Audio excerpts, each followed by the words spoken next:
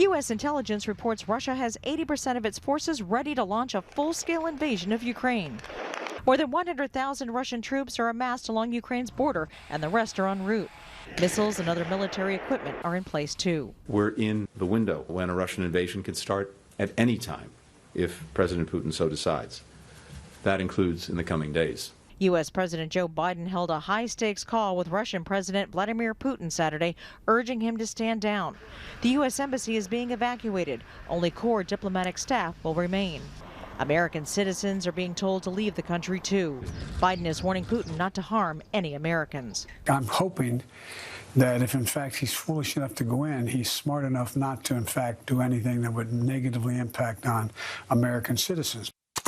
U.S. soldiers helping to train Ukraine's army have also reportedly left the country. But an additional 3,000 American troops are heading to Poland, joining 2,000 others already deployed to Eastern Europe. These are not soldiers who are being sent to go fight Russia in Ukraine. They're going to defend NATO territory. Putin is trying to stop Ukraine from joining NATO, giving it international military protection. The Canadian government is also urging its citizens to leave Ukraine. The Ukrainian-Canadian Congress, which represents roughly 1.4 million Canadians of Ukrainian heritage, wants the Trudeau government to punish Russia immediately. We think that it's time to do some sanctions today, tomorrow, the next week, so that Putin understands that we're serious about this and he can face some consequences.